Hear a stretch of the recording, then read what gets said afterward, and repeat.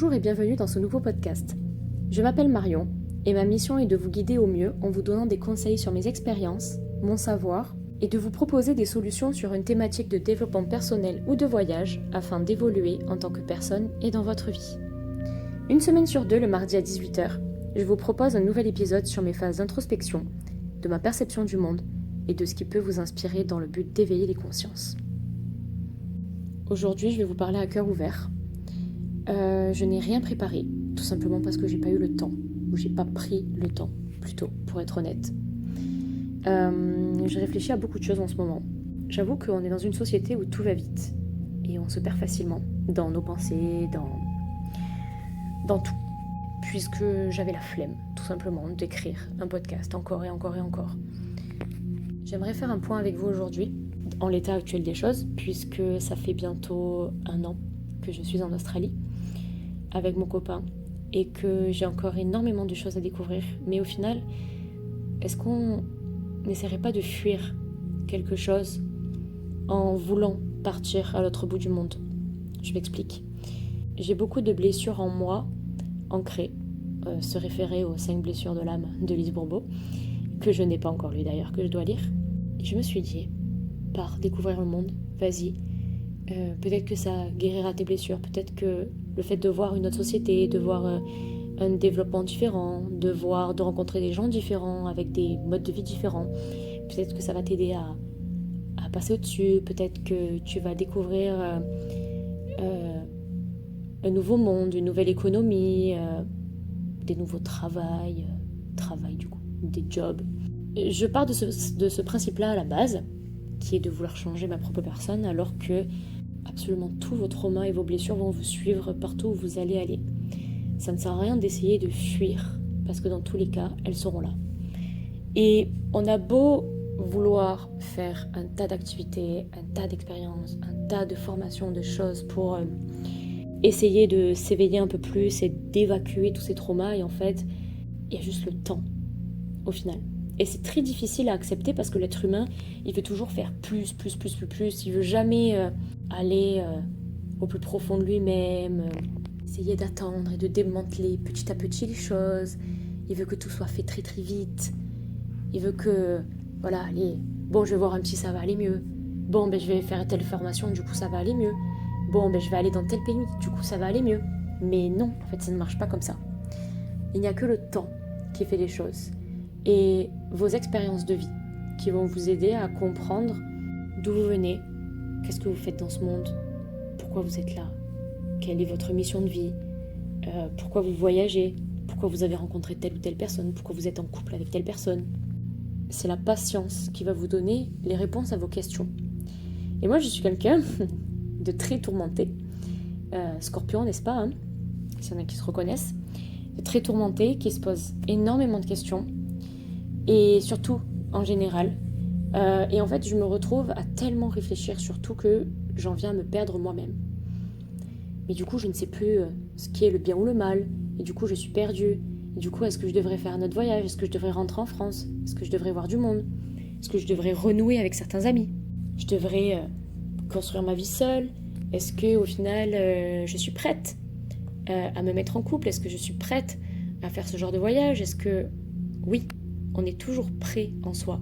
C'est juste, est-ce qu'on se l'accorde, oui ou non ? Est-ce qu'aujourd'hui, tu t'accordes le droit de voyager ? Est-ce qu'aujourd'hui, tu t'accordes le droit d'être en couple ? Est-ce qu'aujourd'hui, tu t'accordes le droit de faire telle ou telle chose ? Et c'est aussi surtout vouloir. Parce qu'on peut, mais on ne veut pas toujours forcément. On m'a toujours dit, mais Marion, mais suis ton intuition. Ah ben, si c'était tellement facile, je l'aurais fait depuis longtemps. J'ai une très bonne intuition et je le sais. Je sais que je peux développer des facultés, je sais que je suis assez spirituelle, ça fait 4 ou 5 ans que je baigne là-dedans, donc je le sais tout ça. Mais est-ce que je suis assez mature, entre guillemets ? Est-ce que j'ai acquis assez d'expérience pour le faire ? Est-ce que malgré les formations, je suis OK avec le fait d'aider les gens, de soigner les gens, alors que je ne me suis même pas soignée moi, encore ? Et comment je me soigne, puisque je n'ai même pas les solutions à mes propres questionnements ? Puisqu'on est dans une société où tout va vite, où les gens ils gagnent 150 000 € par mois, où les gens ils sont toujours heureux parce qu'ils trouvent tel ou tel job, telle ou telle motivation, tel ou tel truc. Waouh, mais c'est incroyable, j'ai gagné 1 million d'euros, je suis passée de SDF à 1 milliard en un an. Voilà la société dans laquelle on vit aujourd'hui. C'est très compliqué à gérer parce que ça crée de la frustration. Et une génération Kleenex où on se lasse très vite, où on est accro à la dopamine. Dès qu'on ne fait rien, on ne prend pas le temps de s'ennuyer, on ne prend pas le temps de méditer ou de respirer, on prend le temps d'être sur les réseaux, de scroller, de faire mieux que telle ou telle personne. C'est une compétition, c'est toujours une compétition. Donc oui, on est dans une société d'entraide, en ce moment c'est génial, la Terre elle a une énergie de ouf, regardez ce qui se passe, elle a des vibrations de malade. Oui, ok, mais on ne compose pas avec ça, on ne sait pas composer avec ça. Et même si on apprenait, les gens ils ne seraient pas là-dedans, parce que c'est une génération Kleenex, parce que c'est une génération où tout est rapide, où tout est contrôlé, où tout est conditionné. Nous sommes conditionnés depuis toujours. L'humanité est dans une illusion totale depuis toujours. Donc non, mais c'est comme ces gouvernements. Ouais, il faut faire la révolution, il faut faire des manifestations, mais ils s'en branlent. Vous croyez vraiment que votre petite manif pourrie, elle va changer le monde? Non. Et l'écologie. Ah ouais, attention à ton empreinte carbone, hein. Alors que les présidents, vous leur demandez à eux. Vous leur dites, attention à ton empreinte carbone, tu vas trop loin. Ben non. Mais du coup, l'empreinte carbone, ça veut dire qu'on fait quoi? On n'aide plus les gens. On va plus découvrir d'autres pays. On fait plus vivre du tourisme les autres pays. J'en parle même pas des guerres. Israël-Palestine, Ukraine-Russie. Vous savez quoi? Allez sur les lieux, je ne vais même pas parler de ça. Allez sur les lieux, sur chacun des pays, et voyez par vous-même comment ça se passe. Vous allez voir comment vous allez être bien accueillis, parce que vos manifs en France, elles ne servent à rien. Ils s'en branlent complet. La seule chose qui fait tourner le monde, c'est l'argent, c'est l'économie. S'ils n'obtiennent pas une plus-value ou quelque chose qui leur rapporte à eux économiquement, financièrement parlant, ça ne sert à rien. Je vais parler vite fait de la droite et la gauche avant d'arrêter ce gros débat. J'aime des mouvements gauchistes tels que l'écologie, tels que l'entraide, tels que l'aide à la communauté. Ça, je suis pour à 200%. Mais nous sommes tellement dans une génération et une société et un gouvernement axés sur l'argent qu'on ne peut pas être écologiste. Comment vous voulez qu'on soit écolo en faisant attention à notre jardin, en faisant pousser nos légumes, en étant au maximum indépendant, alors qu'on est pompé de partout. Et dès qu'on veut créer une entreprise, en freelance, on se fait pomper encore plus. Donc comment voulez-vous qu'on vive écolo? On ne peut pas. Ok, on fait attention à nos produits. On mange bio. Déjà, le bio n'est pas du vrai bio. Vu qu'on vit dans une illusion, tout est absolument fake. Vu que tout est argent, on paye 30 fois plus le prix du bio qu'il devrait être en général, vu qu'il n'y a pas de pesticides, donc ça coûte moins cher. Enfin, normalement. Et en fait, ils utilisent ce principe de vague humaine de « Ah ouais, ça y est, tout le monde est écolo, ah ouais, ça y est, on mange tous bio, machin ». Ils en profitent. Et du coup, les gens qui n'ont plus d'argent mais qui veulent bien manger, ben ils peuvent pas. Et en fait, c'est un cercle vicieux. C'est toujours comme ça va toujours retomber de ce côté. Donc en fait, je pense personnellement que nous sommes dans un système qui ne marche pas ni au côté de la gauche, puisque tout est basé sur l'argent, l'économie. Peut-être que je m'égare ou pas, hein, mais en fait, tout est lié. Vous vous rendez compte que tout est lié, que bientôt l'air qu'on respire, on va être taxé dessus. Donc j'ai voulu voir ailleurs qu'en France, pour voir si c'était le cas ailleurs. Effectivement, en Australie, pour le coup, on vit mieux. On a un meilleur coût de revient, entre guillemets. On a un meilleur salaire. Le salaire à la semaine, ça change absolument tout. Le loyer à la semaine, bref, tout à la semaine change tout. Mais encore une fois, t'as toujours tes traumas, t'as toujours tes trucs, t'as toujours ta personnalité, tu changes pas. Le fait que tu aies été conditionné en France fait aussi que du coup tu es indirectement conditionné en Australie, qu'il y a des choses que tu comprends pas chez eux, qu'il y a des choses qui te paraissent bizarres. Il y a des choses dans leur modèle qui est bizarre aussi. Eux, ils se parlent mal, ils sont pas famille. Enfin, je peux en citer des centaines, hein, j'en parle en plus sur mon compte TikTok. Je vais de plus en plus parler de ça, de comment vraiment je vois les choses. Voilà, il y a forcément des choses qui vont vous déranger dans chacun des pays. Je suis allée aussi au Népal. Je vais partir sur Bali. Je vais faire toute l'Indonésie. Je vais faire une bonne partie de l'Asie aussi. J'ai hâte de voir, de découvrir le peuple, le vrai peuple, pas juste qu'on monte sur les réseaux. J'ai hâte, mais en fait, de ce que je vois et de ce que j'ai vécu, je sais à peu près comment ça va se passer. Et je sais qu'en fait, dès la naissance, nous sommes conditionnés dans le pays dans lequel on est né. Et c'est extrêmement difficile pour un individu, même si l'être humain s'adapte énormément et très facilement, c'est très difficile de se déconditionner entre guillemets et de vivre à leur manière. C'est juste, je peux pas dire pas possible parce que tout est possible dans la vie, mais juste, c'est très compliqué. Il faut prendre en compte énormément de facteurs. Et Orelsan disait, après avoir fait le tour du monde, tout ce qu'on veut, c'est être à la maison. Et c'est vrai. Et en fait, je le ressens de plus en plus. Et moi, j'étais partie dans l'optique de, ouais, vas-y, je vais découvrir un pays de ouf, des thunes de ouf, je vais mettre de côté. Sur ce que je fais, attention, hein, je mets énormément de côté. Hein. Ben ouais, ça me manque, ma famille me manque, je pensais pas que ça allait me manquer comme ça.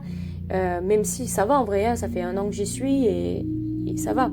C'est juste que dans les moments un peu compliqués de la vie, eh ben, c'est compliqué, voilà, comme tout le monde. Mais je me dis, voilà, ben ça me manque. Il y a des choses en France qui me manquent, les paysages français me manquent, la bouffe française me manque. Et en fait, il faut penser à ça aussi, c'est que l'organisme s'adapte aussi dans le pays dans lequel on est né. Moi, les épices, je ne peux pas supporter. Bon, il y en a qui supportent très bien. Hein. Le gras qui est en Australie, je n'arrive pas à supporter. Je prends beaucoup de kilos en peu de temps. Donc, il faut faire attention à ce qu'on mange. Il faut faire doublement attention surtout. Et c'est fatigant, en fait. Il y a des choses qui sont usantes, qui ne sont pas usantes dans le pays original d'où on vient. Alors que je vais voir des dingueries partout dans les pays. Mais ouais, il y a des choses qui me manquent. On revient toujours aux sources. Comme on dit, le naturel revient toujours au galop. Et d'où l'accent aussi marseillais. Mais par contre, je vais acquérir beaucoup de connaissances, de compétences dans les pays extérieurs. Les pays, par exemple, la spiritualité, la source, c'est l'Inde, c'est le Népal, c'est les petites îles, c'est les anciens peuples, les peuples chamanistes. Voilà, des peuples qui viennent de ce monde-là, de cet univers-là. Donc, on va à la source. Comme par exemple... voilà, je veux faire des formations dans le Reiki et tout, il faut aller à la source. J'aimerais prendre tout ça, en faire mon petit mélange à moi personnel et que je peux retranscrire aux gens pour les aider. Donc ça, par exemple, je vais pouvoir le retranscrire en France en tant que freelance, en tant qu'entrepreneur. Mais il y a ça aussi, c'est que maintenant, il y a tellement du bullshit pour tout, au niveau entrepreneuriat, niveau formation. Ah oui, paye une formation 80 balles et tu as un certificat. Maintenant, c'est tellement facile que ça en devient bête. Et j'ai l'impression que, bon, comme dans tout, il y a des points positifs et des points négatifs, mais j'ai l'impression qu'en fait, on s'en sert comme excuse et on bâcle, même si c'est pas les mêmes générations qu'avant, les parents, ils vivaient dans une maison, ils étaient mariés très jeunes, ils avaient des enfants très jeunes, ils avaient le même boulot toute leur vie. Et moi, j'entends plein de personnes me dire « Ah, ça fait 50 ans que je fais ce métier-là, ça fait 60 ans que je suis mariée à ma femme. » C'est incroyable. Moi, je trouve ça magnifique. Et je trouve ça... je respecte énormément ces personnes-là parce que je ne sais pas si à l'heure actuelle je pourrais le faire, mais parce qu'on est dans un modèle de société différent, parce que, génération Kleenex, tout va très vite, donc les formations vont très vite, notre souffle va très vite, le stress qui monte, le cortisol qui monte. Voilà, en fait, tout est basé sur un business plan de vie dès le départ. Tout est basé sur un modèle économique. Et il y a aussi énormément du bullshit en termes de médias. Non, mais les médias, on n'en parle même pas. Moi, je regarde plus la télé. Ça fait... depuis que j'habite seule, ça fait 5 ans ou 6 ans, non, peut-être voire plus, que je n'écoute plus la télé. Du tout, je ne sais même plus à quoi ça ressemble les infos. Voilà. Parce que c'est que du bullshit, parce qu'ils trient les choses, parce que tout est contrôlé, parce que tout est conditionné, encore une fois. On dit oui, prenez votre temps, c'est l'ère de la méditation, c'est l'ère de la spiritualité. J'ai fait une vipassana de 10 jours au Népal. Tout s'est très très bien passé. Mais en fait, quand on revient dans la société actuelle et qu'on n'est plus dans le pays d'origine, d'où ce domaine vient vraiment, et ben en fait on se rend compte que... ah mais merde, j'étais trop bien alignée, à Vipassana j'étais trop bien. Et là j'ai de nouveau des crises de colère, pour rien. Enfin pour rien. traduire les mots par des mots. Ça m'énerve, alors ça veut dire qu'à chaque fois il faut que je refasse une vipassana pour être bien, mais ça veut dire qu'il faut à chaque fois que je refasse des soins énergétiques pour être alignée. C'est comme le sport et la nourriture, c'est comme pour tout. En fait, tout doit être une balance. Tu donnes, tu reçois. Et c'est comme ça dans la vie, c'est le cycle de la vie en fait. Et je pense qu'il faut faire en fonction de la vie aussi qu'on mène et aussi en tant que personne, comment on est en tant qu'être humain. Tu fais du sport, tu te nourris bien, ça va ensemble. Tu fais du sport, tu te nourris mal, tu grossis. Tu fais pas de sport, tu te nourris bien, tu vas pas forcément prendre beaucoup de poids, mais tu ne vas pas avoir de muscles. Tu fais une salle de sport, mais si t'es pas bien, si tu te sens fatigué, ça va pas être productif. C'est la même chose. Tout est une balance en fait. Donc je pense qu'il faut prendre tout en compte et je pense que vous avez mon avis actuel des choses. Il y a énormément de choses encore que j'ai à dire, mais tout est tellement vaste, tout est tellement compliqué et facile à la fois, mais je pense qu'en fait l'être humain rend les choses beaucoup plus compliquées qu'elles ne le sont. Si on voit les animaux, ils communiquent, ils baisent, ils font des bébés, basta. Et nous on se complique tellement la vie. Même les Népalais, ils m'ont dit ah mais les gens ils sont tellement difficiles. En Australie c'est oh mais les Français ils sont tellement difficiles. Et en France ça sera oh mais les machins ils sont tellement difficiles. Et il y a une comparaison qui est la plus grosse. Et c'est toujours comme ça. Et je pense que même au final la conclusion c'est toujours oui mais il faut vivre en harmonie avec les autres, il faut s'aider, il faut s'entraider. Mais les gens ils sont tellement conditionnés maintenant que j'ai peur que ça ne serve plus à rien. Après les gens qui ne veulent plus avoir d'enfants à cause de cette génération-là, ça par contre je suis pas d'accord. Parce que si tu inculques les bonnes valeurs à tes enfants, il faut garder ces bonnes valeurs, même si l'IA prend de plus en plus de l'ampleur et ça fait mal à l'entendre parce que on peut faire des choses merveilleuses sur cette terre. On peut s'alimenter correctement, on peut produire correctement, on peut être indépendant, on peut s'entraider, on peut vivre de nature et de choses simples. Mais il y a ce régime économique et il y a toujours ce même système qui nous pousse. Donc je ne sais pas trop quelle conclusion dire. Je ne sais pas si c'est joyeux, si c'est triste, je ne sais pas. Mais je pense que je ne suis pas la seule à penser tout ça et je pense que c'est important d'en parler autour de nous. Je pense que c'est important d'avoir des débats, savoir où on va, savoir si c'est bien ou pas bien. Écouter son intuition même si c'est très compliqué. Et surtout, être en harmonie avec soi-même parce qu'être égoïste, c'est bien. Être trop égoïste, c'est pas bien, mais en général, on sent quand même l'équilibre. Voilà, essayez de trouver son propre équilibre. Ça prend du temps. C'est facile à dire. Mais c'est faisable. C'est largement faisable. Je pense qu'il y a tout qui est faisable. Trouver un bon job. Être aligné avec tout. Être aligné avec une bonne relation. Être aligné avec ses voyages, avec son mode de vie, avec une certaine spiritualité, avec une bonne hygiène de vie. Voilà, tout est une question de balance au final. Écoute, si tu as des choses à me dire, parce que je pense que tu vas avoir énormément de choses à me dire, j'aimerais qu'on parle en message privé. Ça fait longtemps que j'ai pas eu de discussion profonde avec des gens, donc avec plaisir. Sur ce, à bientôt pour un nouveau podcast. Bonne journée à toi et douce nuit.